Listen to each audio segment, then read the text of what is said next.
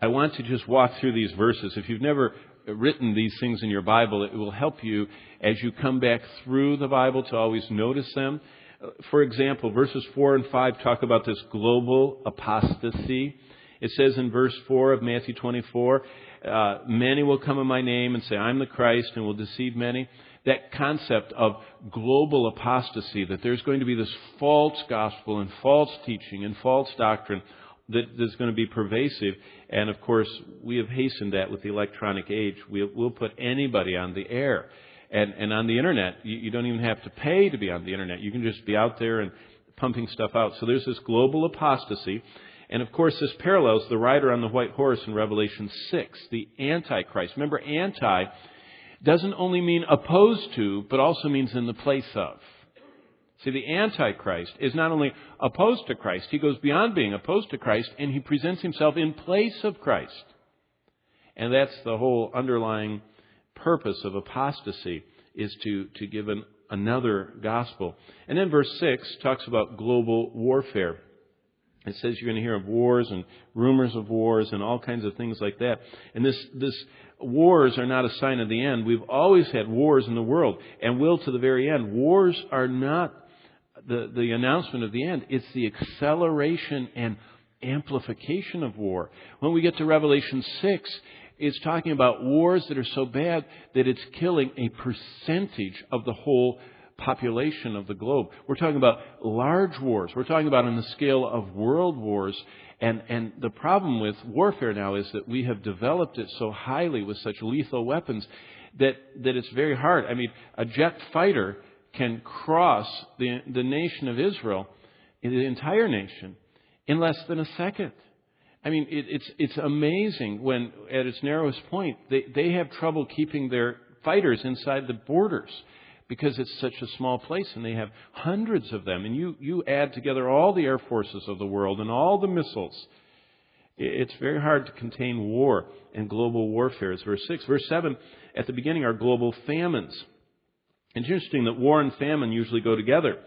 And in Revelation 6, that parallels this, talks about a high price for staple foods. It says in Revelation 6:6 that it takes a day's wages to earn a day's supply of food. And that is going back in time. That's more like what it was like 2,000 years ago. And so that famine is going to start happening. And other things could happen because with all the genetic engineering, it could be that we have some kind of a rebellion in the whole genetic structure of food, and there's a breakdown, or the plagues that and the pests multiply. I don't know what all could happen, but it's just amazing that there are global famines. And of course, we know that the food chain is being decimated by chemicals. The fishing areas are just depleting faster than people understand. There's so much going on. There's global famines. But right in the center of this, in verse 7, is this global epidemics. And it talks about it as pestilence, and that's what we're going to come back to. Verse 9 has the fifth element, that's global persecutions. And Christians have always been hated by people here and there, but there's an acceleration and there's a universal scope. You notice what it says in verse 9. It says that you will be hated by all nations.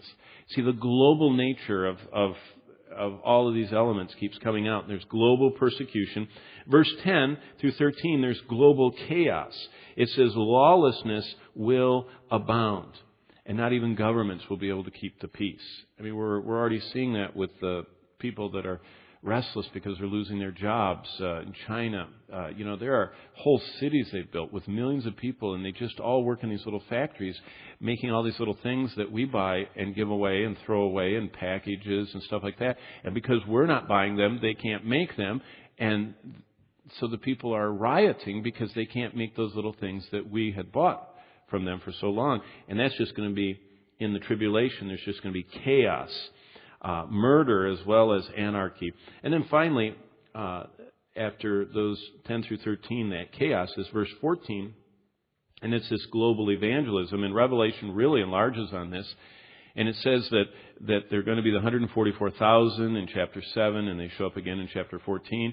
Then in chapter 14, there's this angel preaching the gospel, and there's just going to be this incredible outflow of the gospel.